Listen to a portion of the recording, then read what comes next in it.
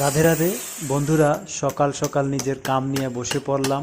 মোটামুটি গণেশ পূজার 1-1.5 মাস আর বাকি আছে, তো সেটা ভাবলে তো আমার হবে না। আমার নিজের কাম আমার নিজে করতেই হবে। বন্ধুরা, এই জায়গায় দেখতে পারতেছো সবই গণেশ মূর্তি।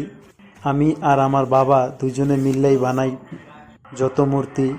এখন শুধু খেরবান্ধা কামই কমপ্লিট হয়েছে, আরও কিছু বাকি আছে। যা বাকি গণেশের হাত দুইটা বান্ধা, সেইগুলোই আমি বাঁধতেছি। এইখানে যত মূর্তি আছে সবই আলাদা আলাদা ডিজাইন, সেইভাবেই হাতগুলা বাঁধা হচ্ছে। আমি আমার কামে ব্যস্ত, বাবা এদিকে গণেশের মাথা বানানিতে ব্যস্ত।